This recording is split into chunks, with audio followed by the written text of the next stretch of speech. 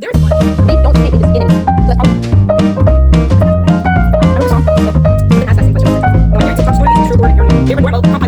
He said one day, leave this fucking line. It's crazy. I'm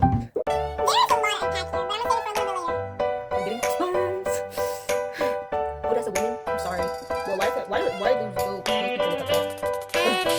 people look like that? Well, why do those people look like that? It's crazy. What's up, guys? Welcome back to my YouTube channel. It's ZZ on the air right now, and for today's video, I will be reacting to scary TikTok stories, true horror, paranormal compilation, however you want to say it. So, it's been a long time since I last filmed a video, and I'm kind of missing it. So, we're doing that today, and what a great way to start a new reaction video, but a horror compilation. But before we get to the video, make sure to like, subscribe, and hit the notification bell down below to be updated on my videos. Let's go. Oh wait, the other way. Let's go. What's the scariest urban legend from your state? Today we're talking about Louisiana. While this house may be beautiful, it allegedly has a very dark history. This is Myrtle's Plantation, and it was originally owned by Mr. and Mrs. Clark Woodruff. Mr. Woodruff was a judge in town, and he did own several slaves, which is terrible in itself, but his cruelty seemed to be targeted towards one person specifically. Allegedly, Chloe would work inside the house, and his cruelty fell on her. He was exceptionally, it was almost like he was targeting her specifically. Chloe did try to protect herself from this violence, and she would do this by listening in on conversations between the couple, trying to find ways to ease the violence towards her. But one day she was caught eavesdropping on the couple, and in order to punish her, Mr. Woodruff cut off her ears. Now, in order to hide this mutilation that he had done to this poor girl, he made her wear a green turban around the house so no one would see what he had done. Chloe. What? So Mr. Clark, am I right? Mr. Clark violated or used violence against Chloe, the girl or the servant. And when he caught her eavesdropping to protect herself, he cut her ears off. That's crazy. Chloe's still desperate to get on the right side of this family. On the 9th birthday of their daughter, she baked them a cake and poisoned this cake with oleander leaves. Some say it was not her intention to do any harm, just to make the family sick so that she could nurse them back to health, because healers were some of the most respected people in this area. Unfortunately, she put too much oleander leaves into this cake and the family passed away. When Chloe's actions were found out, she was hanged in public and then thrown into the Mississippi River. But that's not the end to the tragedies in this house. The new family that bought the house would die due to tuberculosis, and then the next owner would be shot in his front yard. This place has been changed through several hands. It was even a movie set at one point, and everyone says that this is probably one of the most haunted places in the United States. The reported ghost happening started in the 1970s. Here is a picture that was Hold on, that's a full-on guy figure, shadow thingy looking guy. Oh my god, bro. Oh, hell no, man. What the fuck, man? How did this get your ass? Right there. That's... And you can see the back too, so that means it's not a real person. Here is a picture that was taken for insurance purposes. This was not supposed to be to capture any paranormal activity. And when they developed it, they saw this woman here, and it kind of looks like she might be wearing something. Oh, that's a woman? I'm sorry. She might be wearing something on her head. So people really think that this is the ghost of Chloe. Something else that's strange is this handprint seems to stay on this mirror. This was near where the children apparently died. And this handprint appears on this mirror in this hallway specifically. And no matter, even if they change the mirror, like exchange mirrors, clean it, nothing, that handprint is always there. People also say that you can hear the stomps from men walking up and down the halls. There's ghostly apparitions. Like you can see the children in the Woodruff children in the mirrors and stuff like that. But people still debate on whether Chloe ever existed or not. Currently, this is a bed and breakfast and you can stay the night. So would you? Do you think it's haunted? Let me know your thoughts down in the comments and follow for more creepy things. Wait, so imagine it was just like a couple years after that, like the whole family passed away, and the next owner lived there and found Chloe somewhere but still alive. Ooh, that's creepy. This is the Monroe Demon House, the scariest place in America. This house has an interesting and very bizarre history. A history that includes serial killers and satanic cults. And when we visited, it was during a thunderstorm, so the energy was supercharged. Now, lots of previous owners of the house have gotten into bizarre accidents that have taken the lives of some of their loved ones, and they've been plagued with bad luck while they lived in the house. At some point, the home actually became a boarding house, and some of the tenants in the upstairs, which I'm filming right now, were performing rituals in their room. People don't exactly know what rituals were going on, but they have been confirmed by former tenants. And people think that I'm getting goosebumps. these rituals opened up some sort of a portal that allowed a demonic being to come through. There were also bones found in the basement that were confirmed to be human bones, and people have seen something that looks almost like a deer or an animal prowling the halls. Now let me tell you, this is one of the most intense places I've ever investigated. We had a crucifix that we set up on the wall fly off of the wall twice, all on camera. And the energy inside of this A crucifix that you put on the wall flew across the wall, and y'all are seeing like deer animal creatures on the hallway. Wow, that's just great. And the energy inside of this place was some of the darkest I've ever come across. And the spirits in the home told us of bones that might be buried in the backyard. And I later confirmed with the owner that ground penetrating radar had been used and that there are bodies in the back. If you want to see this full video, it's on my YouTube now. The link is in my bio.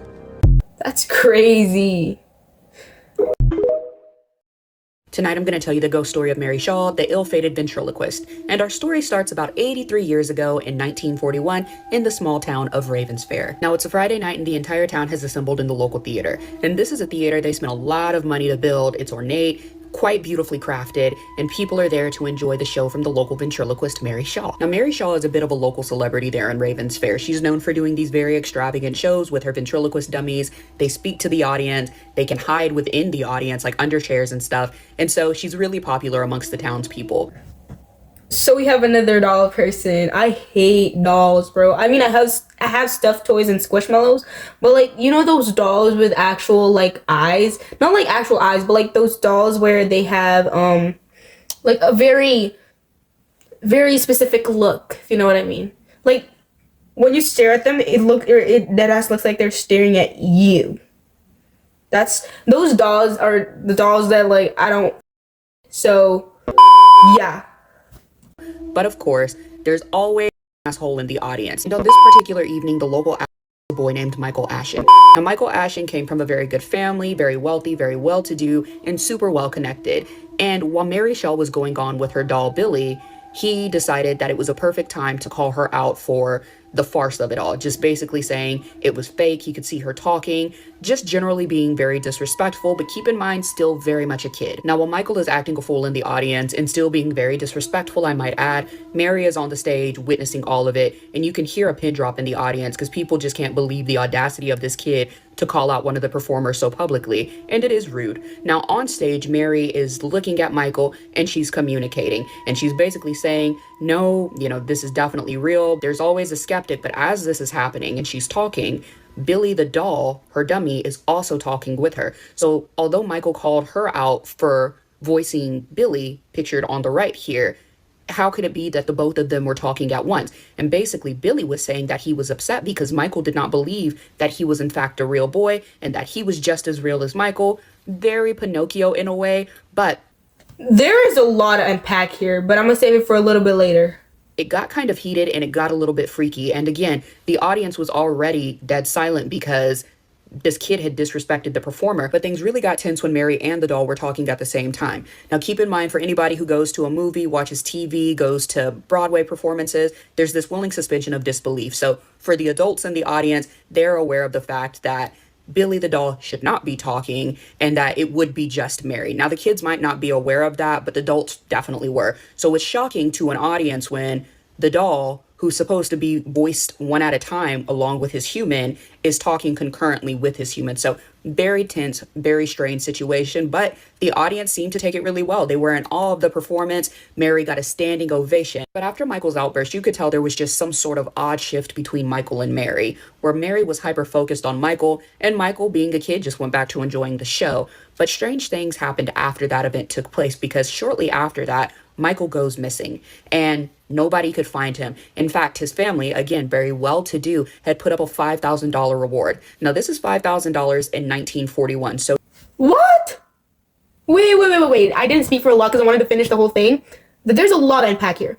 Okay, so, first of all, the kid, like, saying something about how the performer, Mary, was the one controlling the doll. I mean, of course, who would be? And then suddenly the doll was talking with Mary, which is for some reason that shouldn't be happening because they should have been talking like one after the other. So that, oh, this is giving Pinocchio, bro. And now it's saying that after that, Michael goes missing. How great. That's crazy. Like, just imagine, okay, imagine you were a kid, right? You were just watching a performance, like a comedy performance or something, just like a doll and a human talking at the same time, or not at the same time, everyone after the other.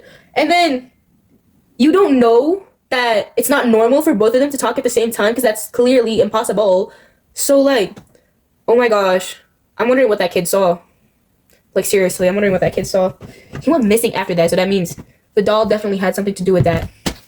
Today, that would be the equivalent of about $108,000. So that's not a piece of chump change. But Michael was never found, sadly. Now, like I mentioned, Ravens Fair is a very small town, and it didn't take long for that rumor mill to start going, and there was only one suspect on everybody's lips: Mary Shaw. Now, remember how I told you that Michael Ashen, the boy who had challenged Mary publicly, was well-connected, well-to-do, and extremely wealthy? Yeah. So what his father did was gather up all of the other good old boys in the town, and they went to handle Mary off the clock. And they did so in one of the most violent and excruciating ways you can think of. They forced her to open her mouth and scream, then they cut her tongue out, and then they unalived her quite graphically. And that was it for Mary Shaw. The end of the story. Now, despite the accusations that Mary had killed Michael, there were still some really kind people in the town of Ravens Fair, to include the local mortician. Now, Mary, upon her death, had a will, and it was discovered in her will that she had a couple of demands. The first is that all 101 of her dolls be buried alongside of her. The mortician made sure that happened. The second was that Mary also wanted to become a doll herself. So, despite the strange request, the mortician ensured that she got her last wish. They buried her, and that should have been the end of the story, except for the fact that it wasn't. And that's because of— Okay, before we check out the other story, I have to unpack another thing. So, let's talk about how the father and the little boy's covered of Michael's disappearance. So, the $108,000, that's big money. That's some big money. And happening that Mary Shaw, I think, correct me if I'm wrong, Mary Shaw was like part of it because she's wealthy. They said they went to her, opened her mouth, and made her scream and her tongue. a couple of weeks later, all of those who participated in Mary's murder started to die one by one. And not only did they start to die, but their wives started to die, and then their children started to die. It was as though Mary had cursed those who participated in her death. But not only did she curse those directly responsible for her murder, but she appeared to curse their families in perpetuity. So that meant their children died, and then their children died, so on and so forth, until you get to a point that many of the families who grew up there and had roots there sent their children away in an attempt to escape this curse. Now, most of these families weren't successful and would end up dying anyways, but this eventual flight from Ravenstown would eventually lead to its decline and overall desolation, but not without some lingering rumors around. In fact, Mary Shaw would eventually become an urban legend in and of herself, and they came up with this cute little rhyme for her, and it was best for those to abide by it. Some would even go so far as to not speak her name, period. And I'm just gonna read. Okay, so I'm trying to find a chance to talk because she's like talking nonstop, over and over and over. So like I don't want to like interrupt that. First of all, when she died, her first request was she get buried aside her 101 dolls, and her second request was she wanted to be a doll when she died. So I don't know how that's gonna happen, but like still. And then she cursed everyone who I think went to their funeral or like had something related to her or something. I didn't really get that part, but like she cursed people including their wives and children. So that's like a lot of bloodlines. That's crazy. Read the rhyme. So, beware the stare of Mary Shaw. She had no children, only dolls, and if you see her in your sleep, be sure you never ever scream. Now, it does appear that this macabre nursery rhyme has some standing because all of the families that fled Ravens Fair would end up dying in a very similar manner. According to the local mortician, who had often serviced the bodies of these deceased family members. Well, why do those people look like that? Ugh. After they were brought back from wherever they were, they all had the same expression. A wide open mouth with their tongues ripped out, as though somebody had cut it out. Anyways, let me know if you've heard the tale of Mary Shaw before, what you think happened to Michael Ashen, the boy in question, and I'll see you guys in my next video. Okay, that was a lot. That was a long video. That was a lot. So, I can't even speak now. Okay, so she cursed everyone in that nursery rhyme. I don't know if it's a nursery rhyme or just a poem, but that poem, bro, that's a lot. Beware of Mary Shaw. She doesn't have children. She has dolls. And if you see her in your sleep, make sure you don't scream. Am I right? I'm not sure if I got it right, but no, I'm not gonna see her in my sleep, and I'm not gonna sleep for the next 2 days again. Yeah, every time I do these videos, I don't sleep for like the next week. Sometimes. Better make sure to like and subscribe for this one. All right, this story is from Connecticut. Y'all ready? It's a haunted house. Here's your warning. So this woman actually said that her haunting first started when she was about 18 years old. She said when she was in high school, she had a group of friends that they would, practice witchcraft. They had all the books. They would go buy, certain chants, the whole shebang. Okay. So she said that when she and her friends hit 18 years old, they went on a road trip to Salem, Massachusetts. So she did mention that when her and her friends got there, they decided to, get all settled in. And when they left to go start their attractions and whatever, they bumped into another lady group and they decided that they were going to all just do stuff together, right? Okay, cool. So she did mention that one of the other girls in the other group seemed to be into more things like other than witchcraft. She really wanted to, be in the haunted houses. She was talking about demonic stuff the entire time. And so she said she really wasn't messing with it, and she really wanted her and her friends to break away from the other friend group. So she said because her other friends was like, no, let's not be rude. It's okay. Let's just do something that they want to do, and then we can do what we want to do. Okay.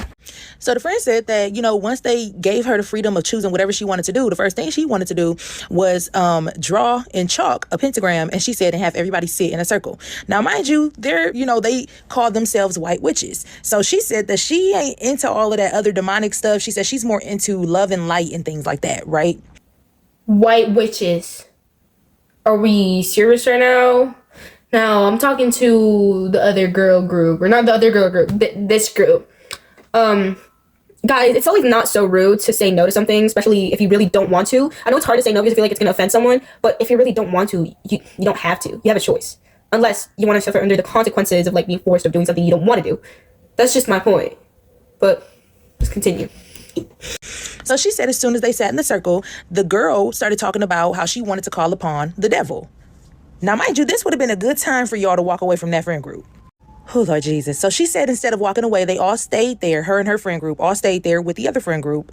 And they just stayed throughout the entire thing. She said that she could hear really loud stomping when the girl, quote unquote, was calling upon the devil. Leave.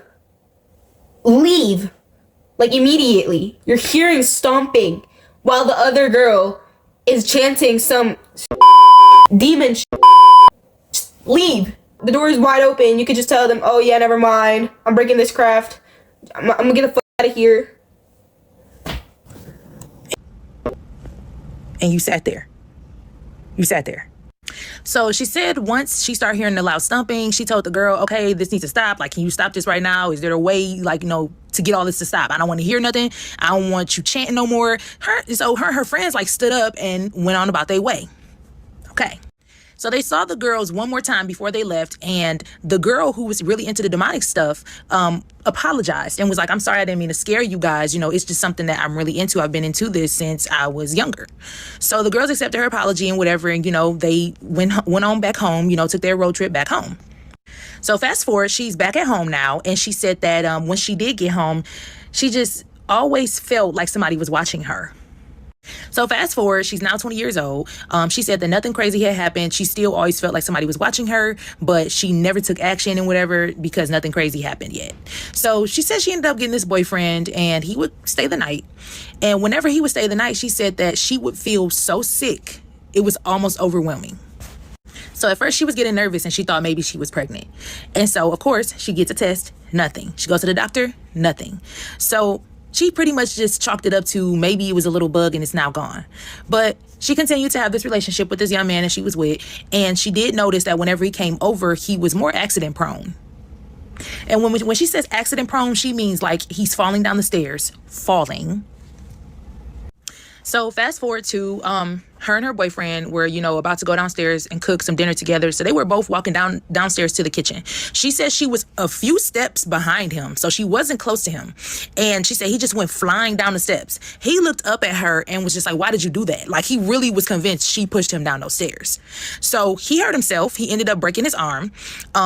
Fast forward, she ended up taken to the hospital. His arm is broken, but now he's looking at her like, all right, nah, you trying to hurt me. Okay, that's crazy. Just imagine, like, the demon wants her to himself. Jealous that she has a boyfriend. Ooh, it's kind of like a love story, guys. Definitely not me trying to shake the scary part off, but still, it's a love story. He's jealous, guys. Come on. Okay, so fast forward again. She, picks him up from the hospital, and she actually brings him back to her place. Now, mind you, he has his own place, but he wants to come back to her place. He really liked you, girl, 'cause you wouldn't have seen me no more if I thought you pushed me down the stairs, I swear. So one night, she said they were sleeping in her bed, and she woke up to him struggling in the bed, like he was fighting for his life. So when she woke up, she said that he looked at her and he was just like, oh my God, are you trying to kill me? And she said, she asked him, like, what are you talking about? He said, you punched me in my face. Like, I felt a big punch in my face. So now the girl is terrified because she don't know what to do. She said when she looked up, she saw this really dark and tall figure standing in the corner of her room. And it stood there like, yeah, you see me, now what? So now the boyfriend, he pretty much don't want to be bothered with her no more, and he leaves. And she tells him, I'm so sorry. I really don't know what you're talking about. He ghosts her. He never talks to her again. And she ended up started dating this other guy. And when she started dating this other guy, she said he must have felt something or saw something, because when he came over, everything was fine when they were texting, when they were on the phone. But when he came over and they were having dinner in her kitchen, she said that he went to his car and he never came back. So she says now she feels like that dark thing that's in her house is really running off everybody that she cares about, and she can't get rid of it. Now, I'm going to tell you something that I would not have done. I would have never stepped foot anywhere like Salem that has an overwhelming amount of probably lost souls there. So much has happened there. So much has happened. I wouldn't want to visit. I'm going to just be for real. So there's so many stuff that I just want to clear off right now, but I don't know what to say. But it's not a lot of stories. I think there's only 2 or 3 that I did today, but that's a long story. I did not expect that. And it's crazy because most of these are actually real and true. So if you guys want me to react to more of these kinds of videos, make sure to like, subscribe, and hit the notification bell down below to be updated in all my videos. Thank you so much. Bye.